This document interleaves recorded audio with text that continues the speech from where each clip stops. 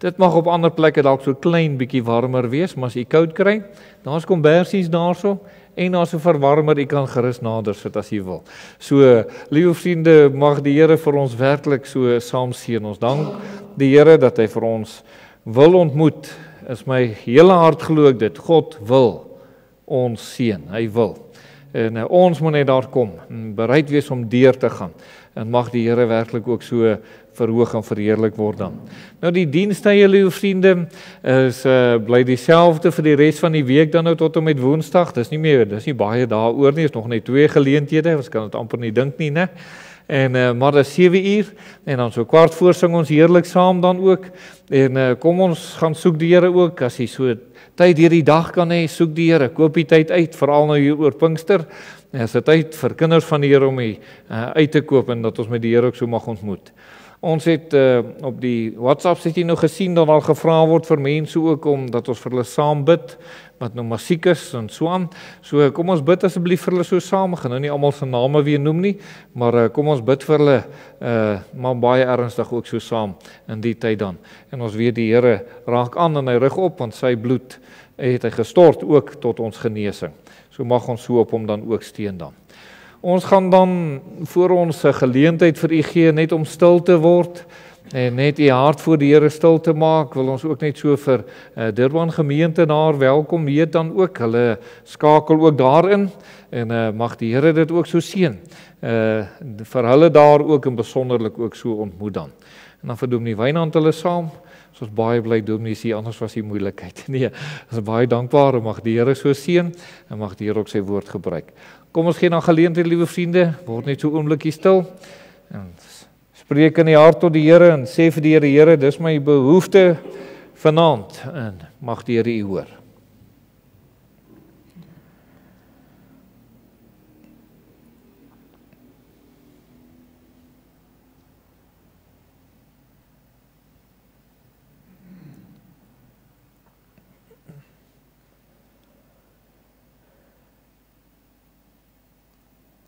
Ons dierbare Here, terwyl U elke gebed hoor, en elke hart verstaan, en elke gedagte, Here, reg begryp, wil ons vir U baie dankie sê, dat U vir ons hier by mekaar gebring het, dat U in ons hart gewerk het, om hier te kan kom, ons omstandighede, en het vir ons so moontlik gemaak het, om hier saam te kan wees, Here, ons wil waarlik voor U kom buig, en vir U opnuut net sê, ons is lief vir U. En Here, en nou wil ons met U ontmoet, daarom het ons gebid vir die knegt gedeur hierdie dag en nou en besonderlik ook dat U hom sal salf opnuut met 'n salwing vir hierdie aand se woord ook. Dankie dat U woord in sy hart lewend gemaak het, Here, en dat hy dit met 'n blydskap sekerlik kan oordra en met 'n opgewondenheid kan oordra omdat dit van U afkom. En Here, en daarom is ons so dankbaar daarvoor. Dankie dat ons die kosbare bloed aan afpleit, Here, oor elkeen van ons, dat ons gedagtes nou so 'n bietjie kon afsny van die verwikkelinge van die dag, en nou, Here, op U konsentreer, en mag ons waarlik met U ontmoet. Here, mag elkeen wat hier is, 'n persoonlike herlewing beleef en ervaar, en opnuut in 'n toegewyde oorgawe aan U oorgee, en dat U so verheerlik sal word. Daardeur dat mense na U toe getrek sal word en dat siele gered sal word en ons mag groei en toeneem. Dankie Here dat ons dan hierdie geleentheid hier by ons, daar in Durban, en ander plekke in ons land waar die woord verkondig word in hierdie aand ook, dat U dit sal seën en sal gebruik en ons bring aan U die eer. Amen. Nou lieve vriende, ons gaan vir Dominee Wynand na vore roep. Dominee, mag die Here vir die baie ryklik seën en ook so gebruik dan.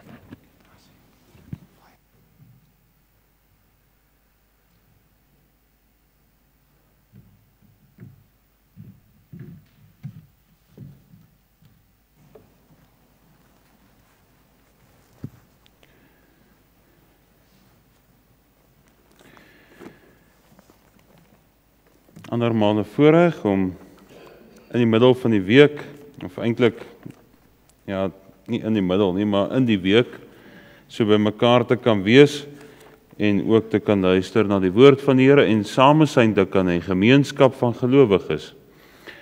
En voordat ons begin, kom ons maak dit ons harte vir 'n oomblik stil voor die Here, daar's reeds gebid, maar laat ons ook net so begin. voor die Here. Daar is berge rondom Jerusalem, en so weet ons, Here, dat U rondom die volk is, net soos daar berge rondom Jerusalem is, van nou af tot in ewigheid. Geliefdes in die Here Jesus Christus, genade vir U, en vrede van God ons Vader en die Here Jesus Christus word U geskenk, en ryklik vermenigvuldig, deur die kragtige werk van die Heilige Gees, ook hier in ons midde. Amen. Nou, ek wil graag die aandag vestig. Ons gaan in Joshua lees vanaand, Joshua 5. Ons het gister ook in Joshua gelees, maar ons gaan nou na Joshua 5 toe. En ons gaan daarvan na vers 13 lees. Ek wil net so vinnig na 2 Konings 2 toe blaai. En 'n paar verse in die voorhou voordat ons teks vanaand gaan lees.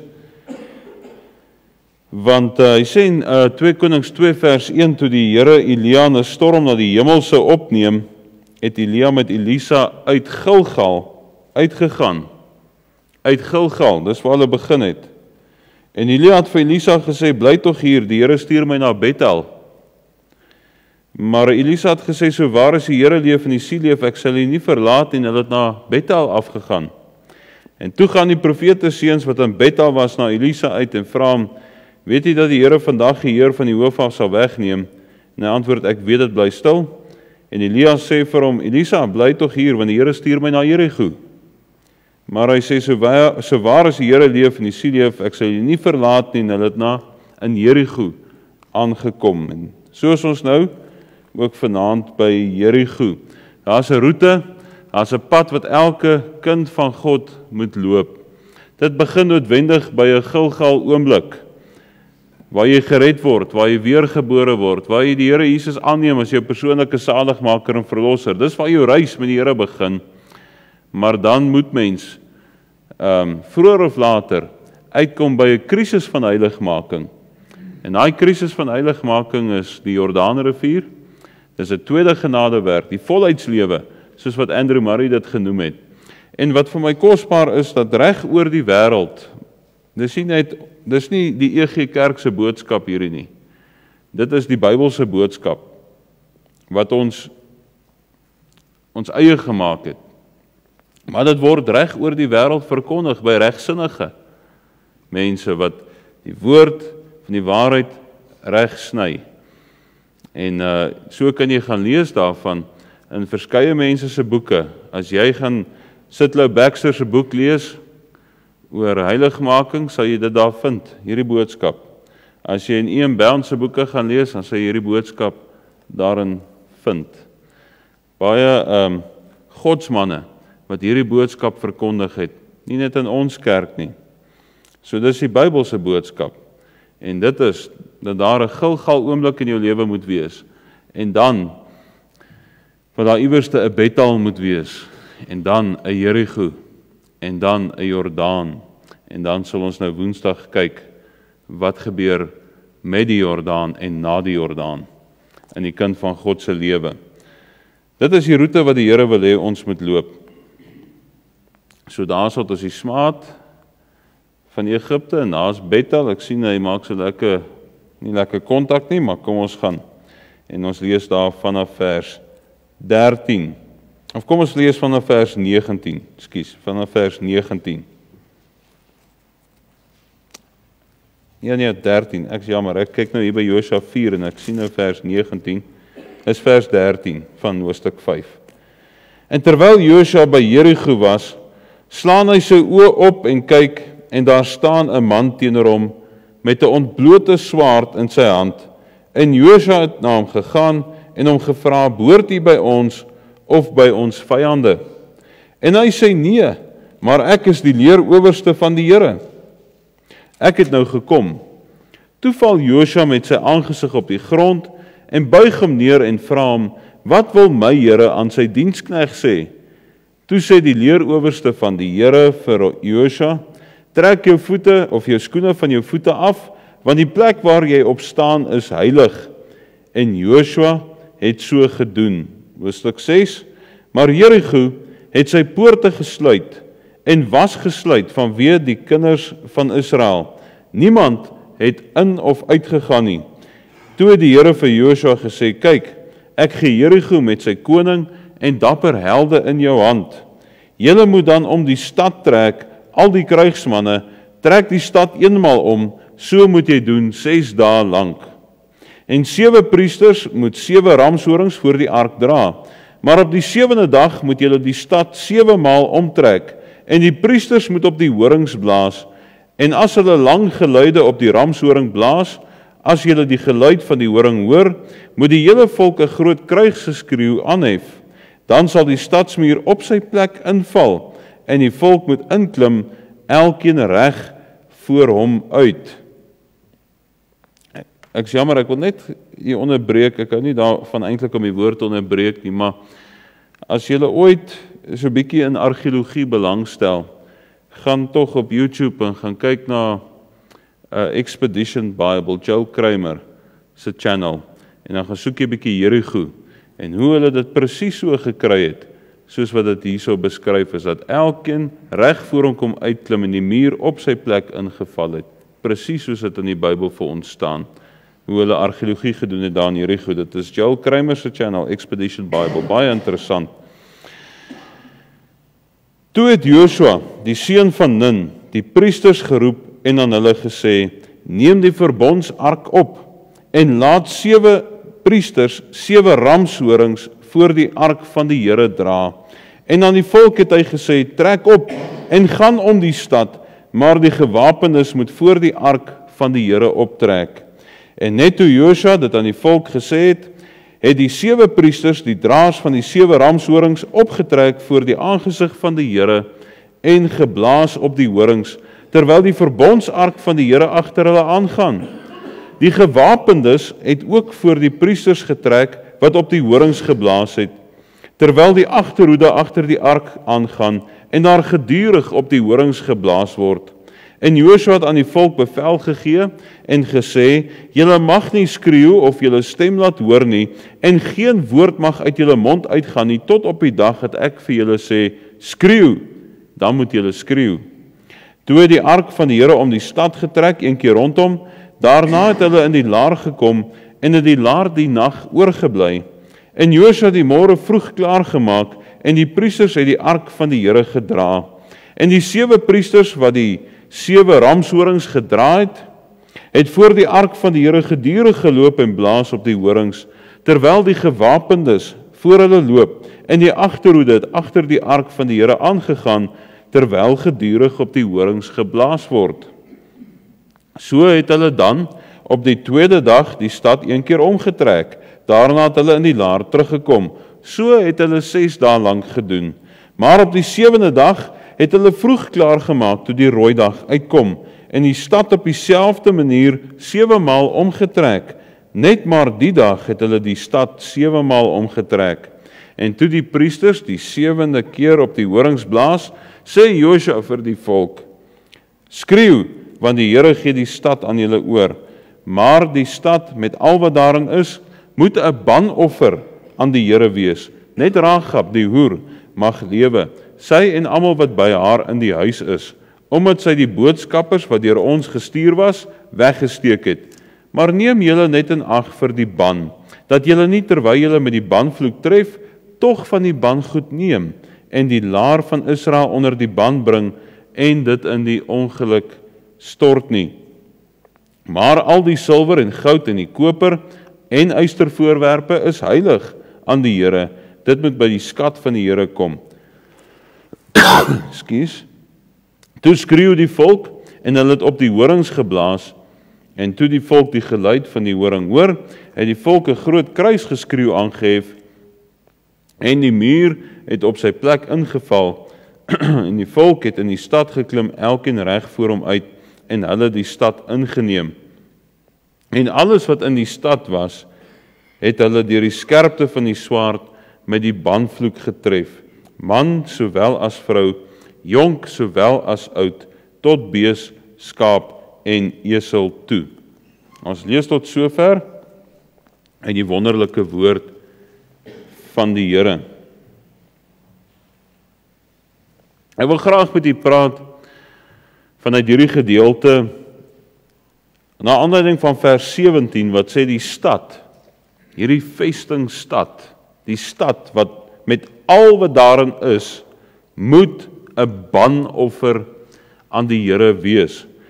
Ons praat vanaand oor die tema, die oorwinning oor Jerigo. Die oorwinning oor Jerigo.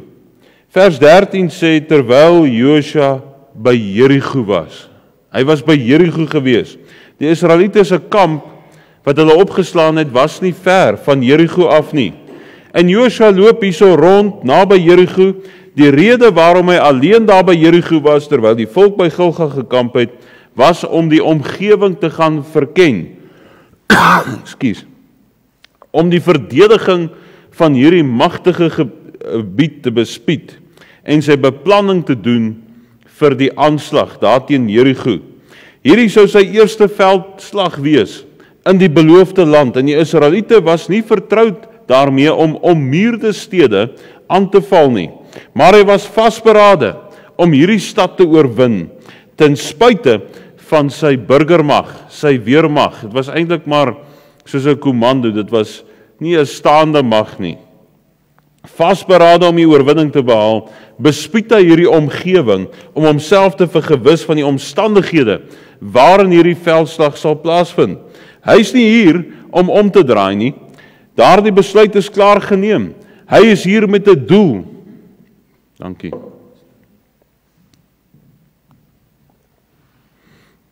Net een doel. En dit is om die land in besit te neem. En Jerigo, die vestingstad van die vyand, is in sy pad. Die Here het die volk uitgelei uit Egipte land uit om hulle in te lei. En hier's 'n vestingstad wat in die pad is. Hulle kan nie die beloofde land inneem as hierdie vestingstad nie uit die weg geruim is nie. Dink daaraan, 'n groot vestingstad. Jy is besig om die beloofde land in te neem en jy wil dit graag inneem, maar hier's iemand agter jou rug wat keer dat jy behoorlik die werk kan doen wat die Here in gedagte vir jou het. En dit is om die land in te neem. Jy kan nie met so 'n groot vestingstad agter jou rug wees nie. Ons almal het 'n groot vestingstad wat keer dat die beloofde land ingeneem word. Ons mag nie terugduins van daardie Jerigo wat ingeneem moet word nie. Daardie oorwinning wat behaal moet word alvorens die beloofde land ingeneem, die volheidslewe geleef kan word nie. Daar is nie omdraai kans nie. Daar is nie. Die Jordaan is agter die rug. As jy die beloofde land ingeneem gaan word, daar is die terugkeer na Egipte land toe nie. Die Rooi See het weer toegegaan. Dit kan nie gebeur nie. In Kanaan verlang jy nie terug na Egipte nie. Miskien in die woestyn het jy terug verlang. Maar in Kanaan verlang jy nie terug nie. En daarom moet mens vasberade wees om daardie vesting, wat keer dat die beloofde land na behore ingeneem kan word, die nekslag toe te dien. En wat is 'n nekslag in 'n swaardgeveg wanneer die hou op die nek toegedien word? Wanneer die hou wat die dood veroorsaak toegedien word. Dis die nekslag. Hoe lyk die vestingstad in die geestesoog? Kyk verby die pronkbosse van die Jordaan. Kyk verby die mooi palmbome van die Jerigo vlakte. Die stad staan en blink daar in die son. Groot mure, toegegrendel, met groot soldate, gesoute boogskutters wat van bo afkyk. Onmoontlik om in te neem. Groot en magtig, soos 'n berg voor mens, onmoontlik. Die vraag is, hoe word hierdie stad oorwin? Die eerste gedagte vanaand, die oorwinning oor Jerigo geskied deur 'n ontmoeting met die Here. Vers 13, terwyl Josua by Jerigo was, slaan hy sy oë op en kyk en daar staan 'n man teenoor hom met 'n ontblote swaard in sy hand. Josua het hom gegaan en hom gevra, behoort hy by ons of by ons vyande? En hy sê in vers 14, nee, maar ek is die leerowerste van die Here. Ek is die leerowerste van die Here. Aan Abraham verskyn hierdie leerowerste van die Here as 'n reisiger. Want Abraham is uit Ur van die Galdeërs geroep om te reis na 'n land wat sy nageslag as besitting sou inneem. Aan Moses verskyn hy in die brandende bos. Aan Biljam in dieselfde gedaante eintlik as Joshua. As 'n leerowerste met 'n ontblote swaard. En dan quoteer hy presies dieselfde woorde wat hy aan Moses gesê het by die brandende bos: trek jou skoene van jou voete af, want die plek waar jy staan is heilige grond. Hoekom? Omdat daar nie 'n gewone engel hierso staan nie, maar die leerowerste van die Here self. Die Here self. As ons na die Nuwe Testament blaai, dan vind ons dat die ewige woord wat by God was en self God was, word voorgestel as die een wat alles geskaap het, die Here van die heelal, deur hom het alle dinge ontstaan, die engel van die Here, hier afsonderlik identifiseerbaar as Jehovah, wat tydens krisisse in die volk se geskiedenis manifesteer. Die ewige woord van God wat die Nuwe Testament ons leer, is een en dieselfde as hierdie engel van die Here, die leerowerste van die Here. Dis Jesus wat hierso staan. En Joshua het 'n ontmoeting met God gehad. Ons moet nie bang wees vir 'n neerlaag as die leerowerste van die Here met 'n ontblote swaard voor ons staan en sê nee, maar ek het nou gekom nie. Josua 1 vers 9 sê, het ek jou nie beveel nie, wees sterk en volmoed, wees nie bevrees of verskrik nie, want die Here jou God is met jou oral waar jy heen gaan. As mens vasberade is om die beloofde land binne te gaan, die volheidslewe, die oorgegewe lewe, die tweede genadewerk jou agtig wil word, as dit jou diepste begeerte is, as jy moeg is om neerlaat te lê in die woestynlewe, die val en die opstaan lewe, en jy soek dit met jou hele hart, maar jy weet daar is in jou lewe 'n spesifieke vestingstad wat jy nooit self sal kan oorwin nie. Wat keer dat jy ingaan, weet, daar staan 'n man teenoor jou met 'n ontblote swaard in sy hand. Jerigo het jy gesien, die omgewing het jy bespied.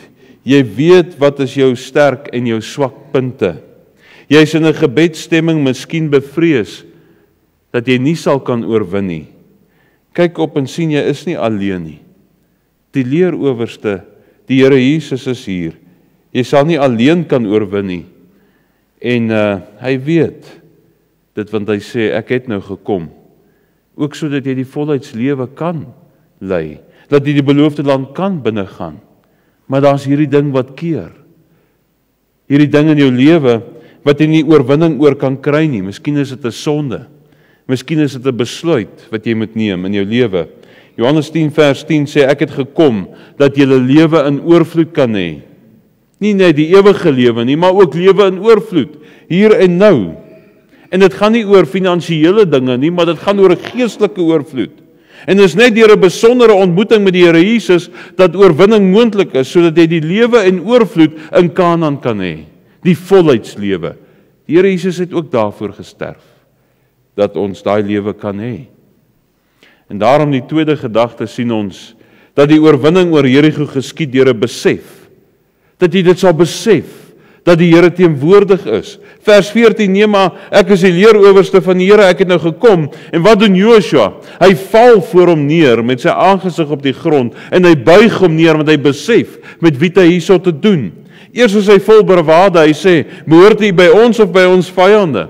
En toe die leerowerste vir hom sê, ek is die leerowerste van die Here, ek het nou gekom, toe val Joshua op sy aangesig, hy betoon eerbied, hy betoon respek, hy erken dat hy wat Joshua is, hy wat die leerowerste van Israel is, ondergeskik is aan hierdie leerowerste van die Here, wat eintlik die leerowerste van Israel is.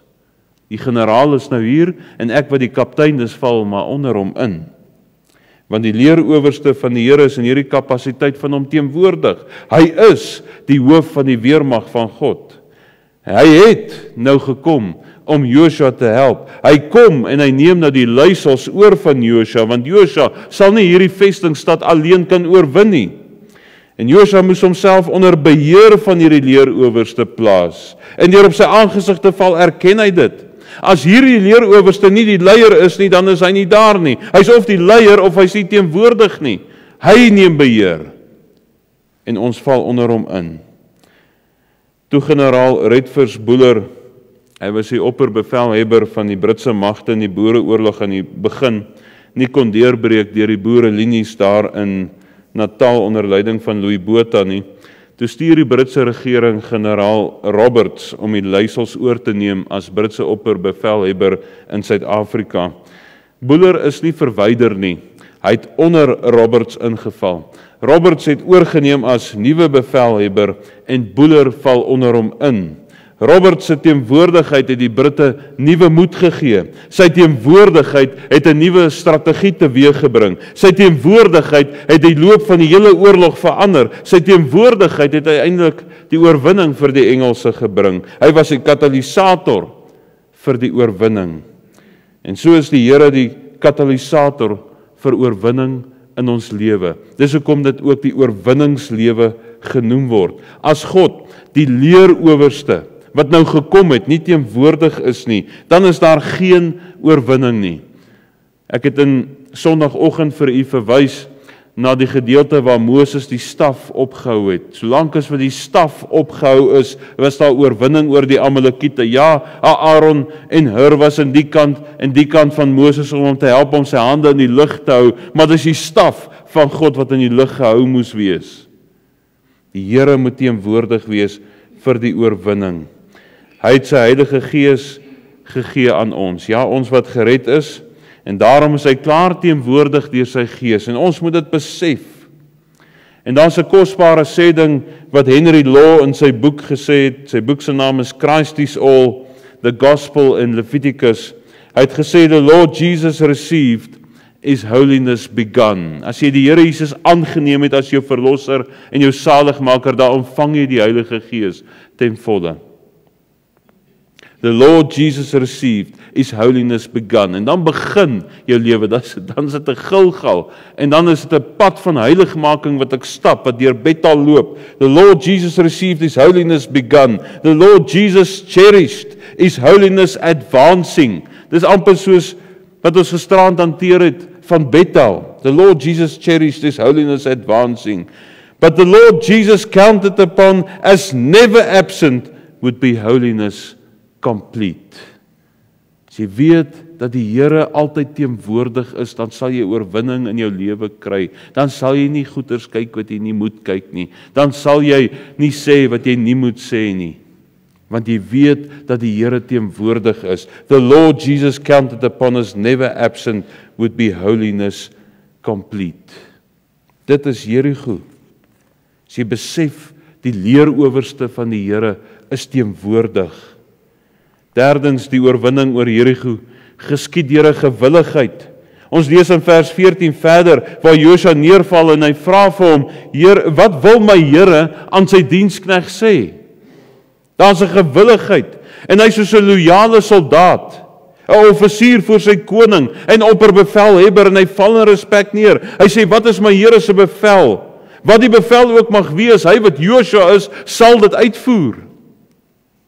Hierdie wys dat hy 'n diepe begeerte gehad het vir die wil van Christus, 'n opgewondenheid om te doen wat hierdie generaal ook al sê, wat hierdie meester wil. Hoe gaan ek hierdie stad benader? Hy openbare ingesteldheid van iemand wat aanvaarbaar is vir die pos waarin hy staan, want die beste leiers weet hoe om te kan volg. En dit is om Christus te kan volg. En hierdie gewilligheid het beteken dat die Here vir hom kon gebruik vir die doel waarvoor hy hom geroep het. Waarvoor het hy hom geroep? Om die volk in te lei in die beloofde land. Weet jy, ons moet baie keer oppas dat ons nie soos die 10 verspieders is, wat veroorsaak dat ander mense vir 40 jaar in die woestyn rondswerwe, omdat ons ongelowig was om die beloofde land in te neem nie. Ons moet wees soos die 2 verspieders, soos Josua en Caleb, wat gesê het, dis 'n goeie land om in te neem, en ons kan dit sekerlik inneem. Die Here, ons God, sal met ons wees. Maar ons is baie keer maar soos hierdie 10 verspieders wat sê, nee wat, dis 'n moeilike lewe om te leef, om so vir die Here te leef. Ons is so sprinkaan in hulle oë, en ons is so sprinkaan in ons eie oë ook. Nee, sal ons soos Josua ons leier volg, wat sê dat ons hierdie beloofde land moet inneem, uitgelei om in te lei. En jy weet, elke kind van God het 'n spesifieke roeping in die lewe, en jy moet gewillig wees om te doen wat die Here van jou verwag. En wat anders te verwag die Here as dit wat daar so staan in Efesiërs 5 vers 18, dat ons met die Gees vervul sal word. Dis 'n opdrag van die Here. Ons moet met die Heilige Gees vervul word. En wat anders is dit as om my wil af te sterwe, sodat ek die wil van God kan opneem. Daar's 'n troon in die hemel, aan die regterhand van die Vader, van waar hy weer sal kom, sê die belydenis, maar van waar hy regeer. En as hy regeer op die harte van sy kinders, as die troon van die eie ek, van die self, van ons hartse troontjie afgeskop word, en hy volkome Heer van ons lewe gemaak word, dan is dit asof sy wil uitgevoer word deur ons hande en voete hier op aarde. Ek sterf my wil af, sodat sy wil uitgevoer kan word.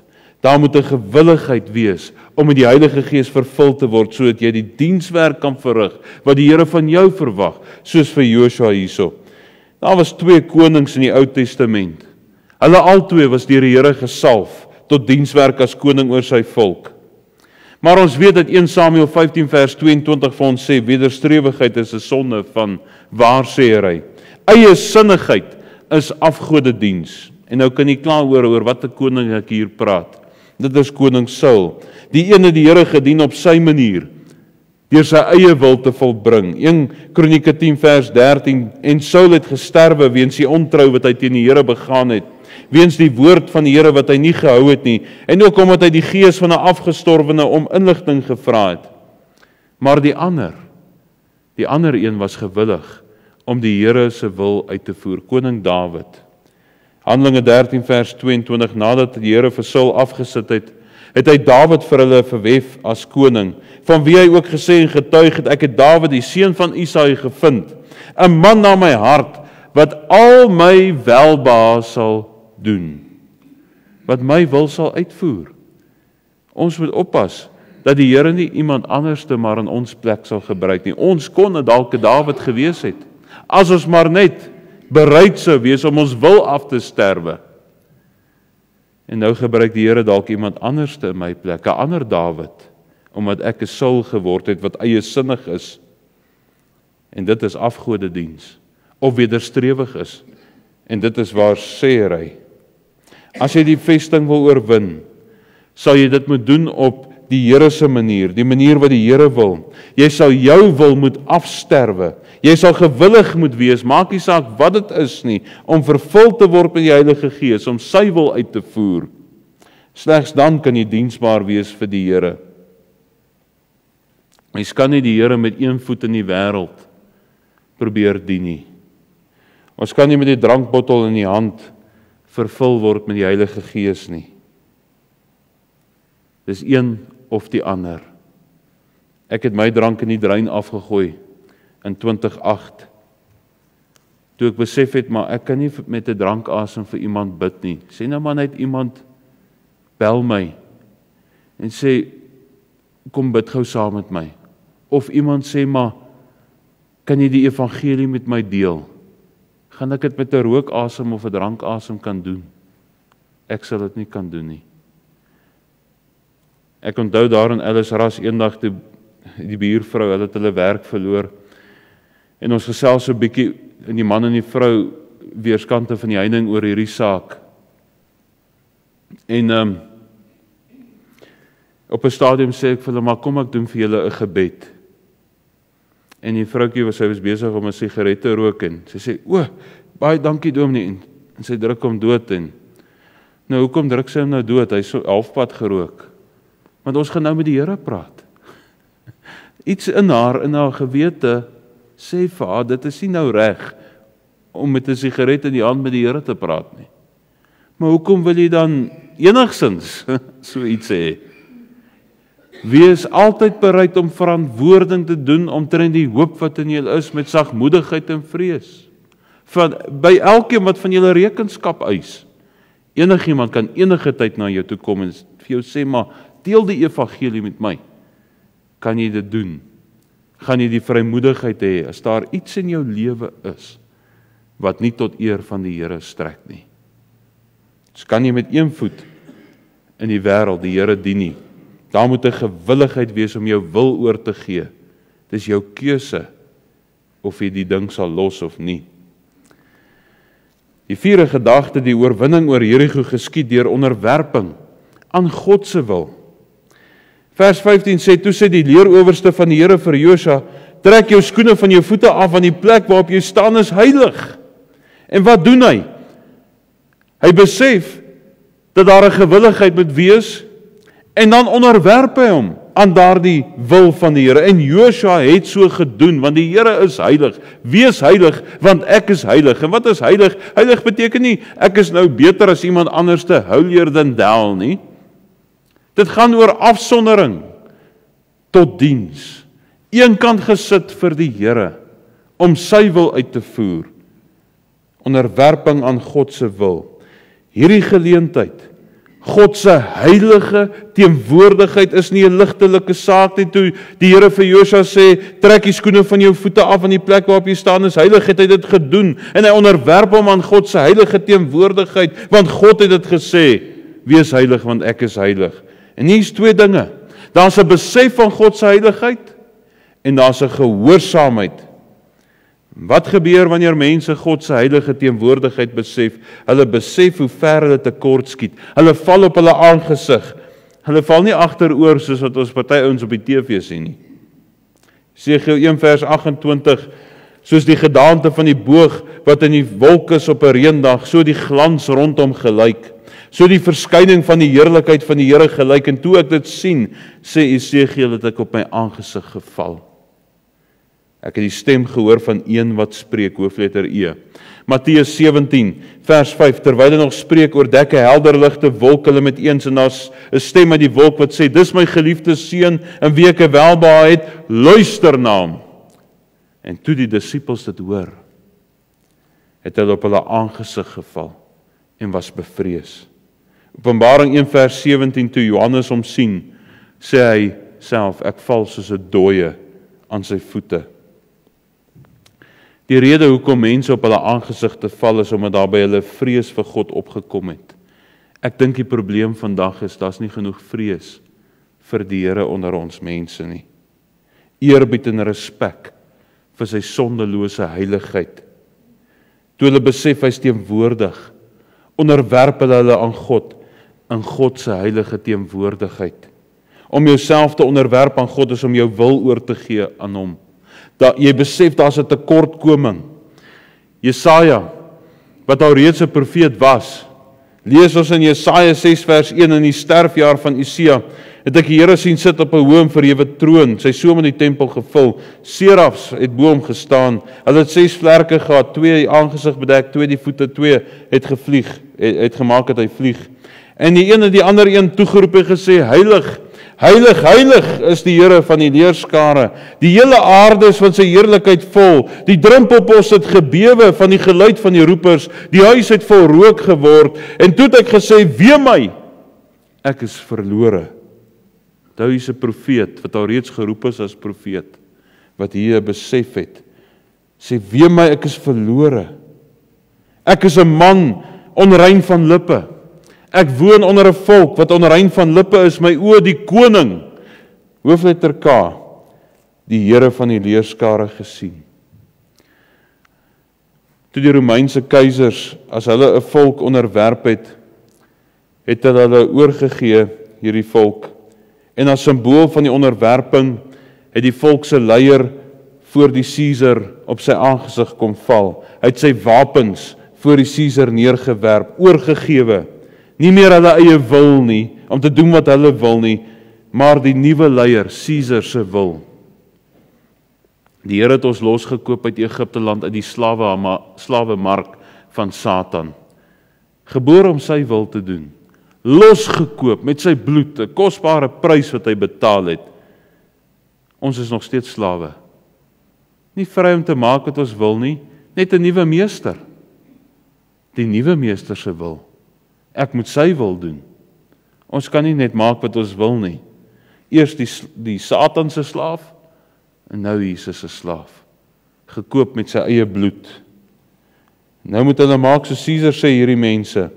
As jy oorgegee is aan God, dan is sy wil in beheer, nie meer jou eie wil nie. En wat is sy wil? 1 Tessalonisense 4 vers 3. Dit is die wil van God, julle heiligmaking, dat julle moet onthou van die hoerery. Want 1 Petrus 1 vers 16 sê, wees heilig, want ek is heilig. Maar jy weet, die vlees hou nie van dit nie. Die vlees wil nie. En daarom sien ons in die 5de gedagte, dat die oorwinning oor Jerigo geskied, ten spyte van weerstand.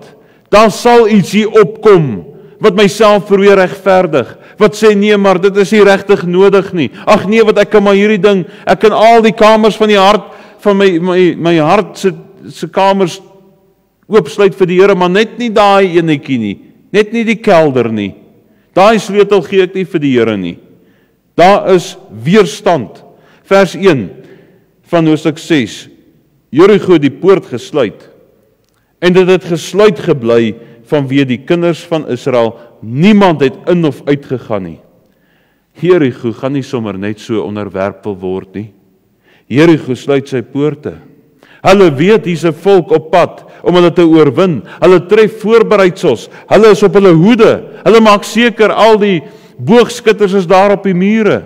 Hulle maak seker die grendel is behoorlik gesluit. Die koning van Jerigo beskou die stad as beleer net deur die teenwoordigheid van Israel in hulle omgewing. Sterk mure, groot vestingstad, oninneembaar, gegrendel. In elke hart is daar iewerste 'n Jerigo wat toegesluit is. Want die hart is bedrieglik bo alle dinge. Dit verhard hom in doelbewuste grendeling. Dit sê ek sal nooit ingeneem word nie. Net nie daardie ding nie, Here. Net nie daardie ding nie. Net nie my buurtjie nie. Miskien net nie die kweekskool nie. Net nie daardie sendingreis nie. Net nie dit nie. Vriende, hy wat sy geheime sonde bære in sy hart, sal nie suksesvol wees nie.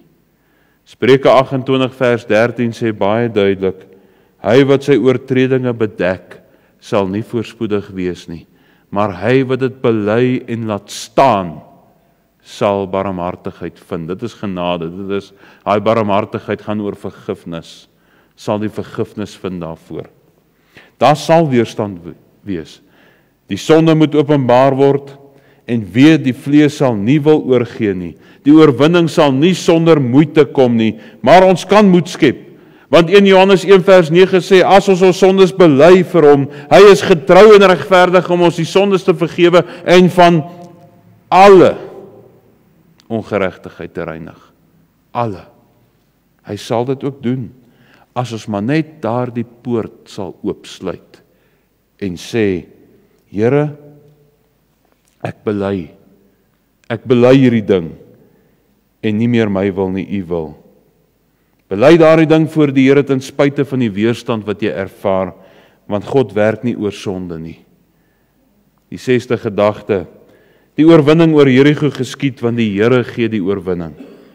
Vers 2, toe die Here vir Josua gesê, kyk, ek gee Jerigo in jou hand, met sy koning en sy dapper helde. God het nou gekom. Die leerowerste van die Here is daar. Hy gee Jerigo met sy koning, daar die vleeslike eie ek wat op die troon van die hart sit, en die dapper helde in jou hand. Dis nie Josua wat die oorwinning bewerk nie, dis die Here wat die oorwinning bewerk. En hier gee hy net die belofte in vers 2. Hy kon die mure dadelik laat omval het, maar hy kom toets ook Josua se gehoorsaamheid. Dis nie sommer so maklik soos dit nie. Josua moet die stad inneem op die Here se manier. Hy moet 7 keer omtrek, en die 7de dag 7 keer en die horings blaas en al die dinge, presies volgens voorskrif. Hoeveel beloftes kan ons nie op staat maak in die woord, dat die Here vir ons die oorwinning sal gee nie. En ons kan aan dit vashou. Johannes 8 vers 36 is een as die Seun julle vrygemaak het, sal julle waarlik vry wees. Waarlik vry. 1 Korintiërs 10 vers 13, geen versoeking het julle aangegryp behalwe 'n menslike nie. Maar God is getrou, wat nie sal toelaat dat julle bo julle kragte versoek word nie. Maar hy sal saam met die versoeking ook die uitkoms gee, sodat julle dit sal kan verdra. Dis die beloftes van sy kant af. Hy sal die oorwinning gee. En daarom sê hy in Jakobus 4 vers 7, onderwerp julle dan aan God. Weerstaan die duiwel, en hy sal van julle af wegvlug. Ons is lief om te quoteer daai tweede gedeelte, weerstaan die duiwel, hy sal van julle wegvlug. Maar dit gaan nie net oor weerstaan nie. Dit gaan oor om jou te onderwerp aan God, aan sy wil. Sagaria 4 vers 6, nie deur krag of deur geweld nie, maar deur my gees, sê die Here van die leerskare. Wie is jy groot berg voor Serubabel, sal jy tot 'n gelykte word. God gee oorwinning oor sonde, maar op sy manier. Jy moet onder beheer kom van die Heilige Gees. En dis iets wat mense nie altyd lekker verstaan nie. Want in die 7de gedagte sien ons dat die oorwinning oor Jerigo geskied op 'n bonatuurlike manier. Dis 'n tweede genadewerk, net soos die eerste genadewerk. Mense verstaan nie heeltemal wedergeboorte nie, maar jy weet iets het gebeur. Daar het iets gebeur. Die Here het jou kom red uit genade uit en skielik is die wêreld anders, dat die ou ding het verbygegaan. Alles het nuut geword. En is dieselfde met die tweede genadewerk op 'n bonatuurlike manier, want dit is 'n God-gewerkte wonderwerk in 'n mens se lewe. Net soos die Rooi See droogvoets hulle deur was. Dit gekloof is deur 'n wonderwerk, is die Jordaan droogvoets, is hulle droogvoets deur die Jordaan, deur 'n wonderwerk. Vers 20 lees ons, toe skreeu die volk, en hulle het op die horings geblaas, en toe die volk die geluid van die horing hoor, het die volk 'n groot kruisgeskreeu aangehef, en die muur het op sy plek ingeval, en die volk het die stad geklim, elkeen reg voor hom uit, en hulle het die stad ingeneem. Bonatuurlik op sy plek, deur die hand van die Here, want dit wat hulle gedoen het, maak nie heeltemal sin nie. Maar voor hierdie vers lees ons van die proses wat hulle moes volg, presies volgens instruksie. Al die kruismanne eenmaal om, 6 dae lank, 7 priesters, 7 ramshorings, 7de dag 7 maal. As hulle lang geluide blaas, dan moet die ouens skreeu. En dan op die 7de, die volmaakte, die perfekte tyd, neem hulle die stad in. Kan jy sien hoe presies die instruksies van die Here uit sy woord uit is? En ons moenie moeg word nie. Vir 7 dae het dit aangegaan, met geen effek nie, want dit is 'n stryd, dit is 'n krisis van heiligmaking. Heiligmaking, ek wil weer die definisie sê, is 'n proses wat by wedergeboorte begin en vroeër of later in jou lewe behoort uit te loop op 'n krisis van heiligmaking. Waar die eie ek met die banoffer getref word. Moet sterf. Ek moet reken, sê Romeine 6, dat ek dood is vir die sonde. Matteus 6:26 vers 41, waak en bid dat jy nie in versoeking kom nie. Die gees is gewillig, maar die vlees is swak. Dit lyk asof daar geen effek is nie. Dis 'n stryd aanvanklik. Galasiërs 5 vers 17, die vlees begeert in die gees in die vlees. Hulle staan teenoor mekaar, dat jy nie kan doen wat jy wil nie. Maar ons moet aanhou en geduldig wag op die Here. Die Here kon die muur dadelik omgegooi het, maar onthou dat hy sy manier gebruik om sy doel te bereik. God het van Israel verwag om Jerigo te loop. Dit was hulle deel. God is nie gewoonlik haastig nie. Hy kan bekostig om te wag tot op die 7de dag voordat die mure omgegooi is. Ek lees nie dat die Israeliete moeg geword het om die muur te loop nie. Hulle dag vir dag die streng voorskriftelike opdrag van die Here nagekom. En dis 'n les van toegewydheid vir my en vir u. Soms raak ons ongeduldig. In die dag waarin ons leef, soek ons kitsresultate. Kitsrestaurante, kitsoplossings. Ons soek 'n kitsoplossing ook vir ons geestelike probleme. En as ons nie 'n resultaat dadelik sien nie, dan begin ons te murmureer of ons wil opgee. Ek lees nou die dag, ek het vir Dominee gesê ook gister in Ian Bound se boek, dat hy sê ons baie keer voordat ons preek, dan bid ons vir die preek. Maar ons bid so asof dit 'n seëngebed is oor die kos. Here seën die voedsel in ons liggaam, amen. Dan bid ons, Here seën die boodskap. Raak my lippe aan, salf my lippe, amen. Dit is nie hoe dit werk nie. Dit is 'n toegewydheid. Ek dink aan Nehemia, wat 'n skietgebed voor die koning, toe die koning sê vir hom, hoekom is jou aangesig so hartseer? En hy hef 'n skietgebed op tot die Here. en sê, Here, laat my guns vind in die oë van hierdie man. Maar dit was gebackup, as ek nou die Engels kan gebruik, deur 'n toegewyde lewe, dat Nehemia 'n gebedslewe gehad het in Nehemia 1, voordat hy by Nehemia 2 by die koning kom. Skietgebed is goed, maar dit moet deur 'n gebedslewe gebackup word. Is die resultaat nie dalk, is daar dalk nie enige resultaat nie, omdat ons God se voorskrifte nie nakom nie. Job 23 vers 10, hy weet hoe my wandel is, as hy my toets, sal ek soos goud tevoorskyn kom. Psalm 26 vers 2, toets my Here, beproef my, keur my niere en my hart. Dat ons geloof ook soos goud gelouter sal word. Ons moet sorg dat ons kant op reg skoon is, en die Here sal vir ons uiteindelik die oorwinning gee. Laaste gedagte, die oorwinning oor Jerigo geskied deur alles te tref met die banoffer. Daar mag niks van Jerigo oorbly nie. Hy sê in vers 17, die stad met al wat daarin is, moet 'n banoffer aan die Here wees. Die stad met alles is alles. Die mense en die diere gedood, die silwer, die koper, die goud, die yster, voorwerpe, daai goeders moet by die skat van die Here toegevoeg word. Niks mag hulle vir hulle self neem nie. En daar's 'n Hebreëse woordjie wat ons daar kry, sherem, dis die oorspronklike woord vir banoffer. In ons oorgee hierdie woordjie banoffer vir ons die idee van toorn en vervloeking. Dis nie heeltemal die gedagte van die oorspronklike woord nie. Die banoffer aan die Here is die persone of dinge van die volk wat afgesny is van gewone gebruik vir die diens van die Here. Dieselfde woordjie in die Arabies kry ons in die woord harem. Jy al gehoor van 'n harem, daar waar die sheikse vrouens bly? Kom van dieselfde Hebreëse woord sherem of banoffer. Dis eenkant gesit vir die koning. Nooit weer mag iemand anderste aan hierdie vrouens raak wat in die harem is van die sheik nie of die koning nie.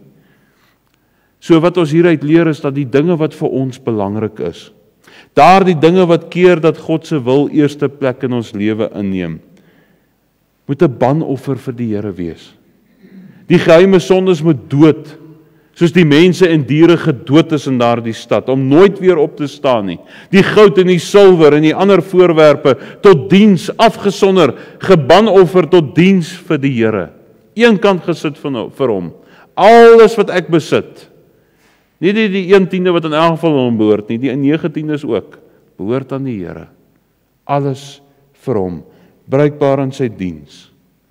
En dis die gedagte wat ons wil tuisbring vanaand.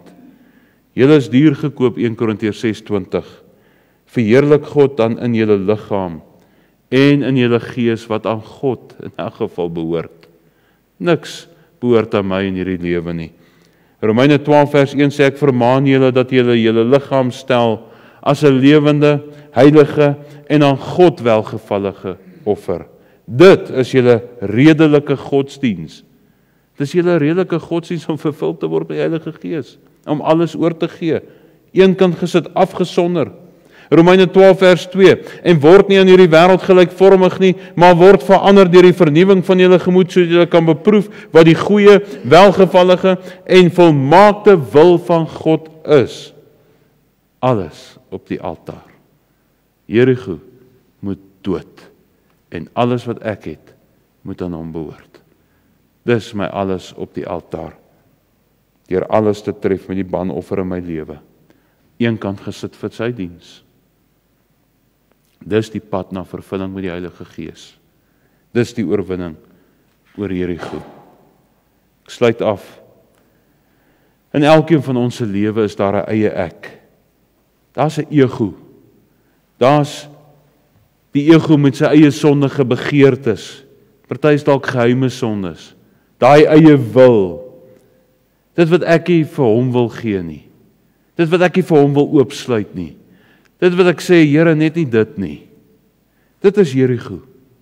Jerigo is daai vestingstad wat ingeneem moet word, alvorens jy by die Jordaan kan eintlik uitkom om die beloofde land in te neem. Want anders te gaan Jerigo jou in die rug steek.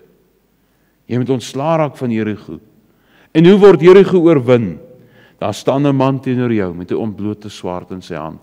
En hy sê, ek het nou gekom. Ek is met jou, dat jy die lewe in oorvloed kan hê. Daar's 'n ontmoeting met die Here nodig. Miskien is vanaand daai ontmoeting wat jy sê, Here, Jerigo. Alles met die banoffer. Niks meer vir my nie.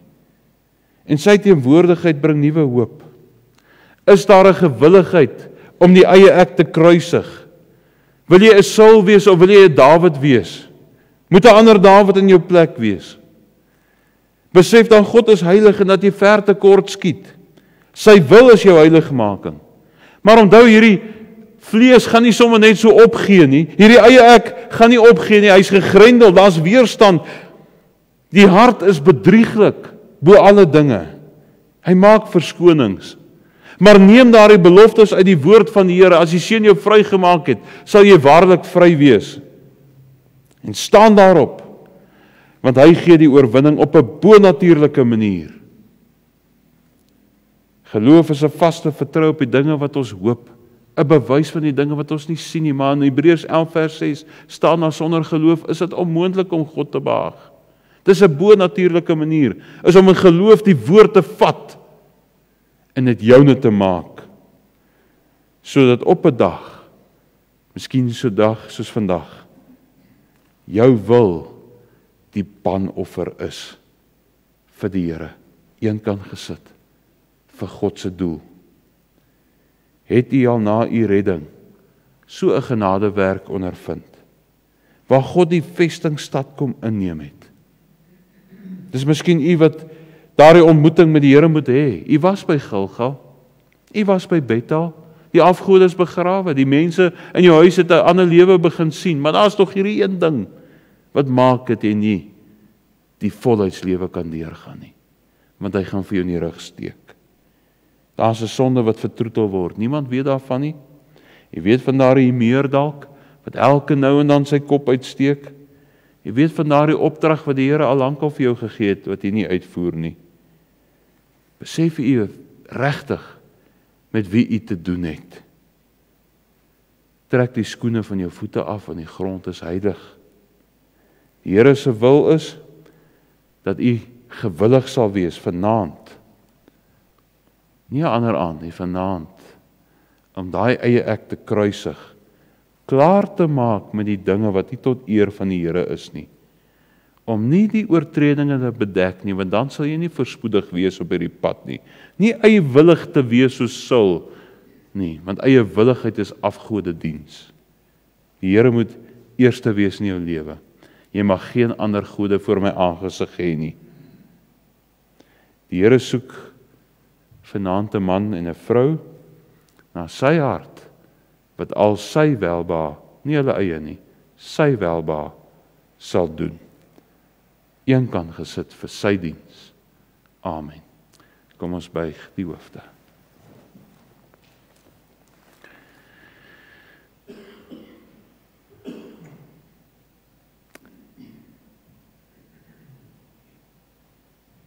Here, u weet, u wat die harte deursoek, wat die woord gebruik is 'n skerp tweesnydende swaard, wat daai skeiding bring tussen siel en gees en gewrigte en murg, en die gedagtes, die oorlegginge van die hart beoordeel.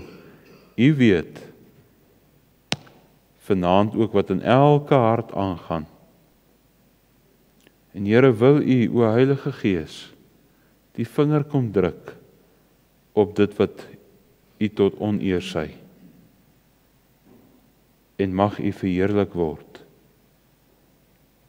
deur iemand wat gehoorsaam is aan u wil vanaand.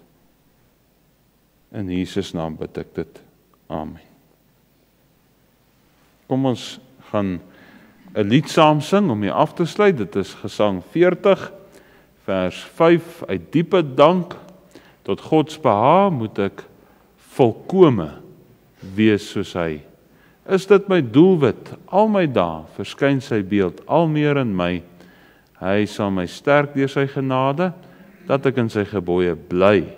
Al doen ek dikwels nog die kwade, die sonde heers nie in my nie. Kom ons staan en sing ons dit.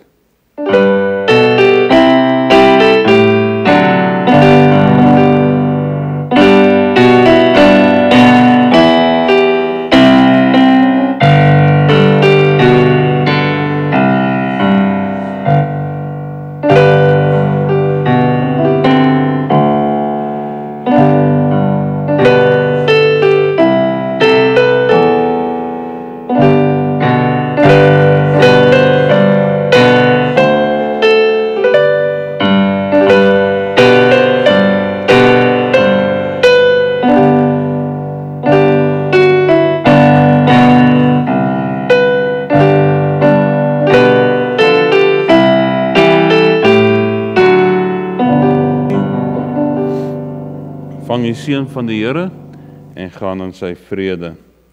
Die genade van ons Here Jesus Christus, die liefde van God, ons hemelse Vader en die opsoekende gemeenskap van die Heilige Gees, wees en bly met julle elkeen, tot ons mekaar ook môre aand weer sien. Amen.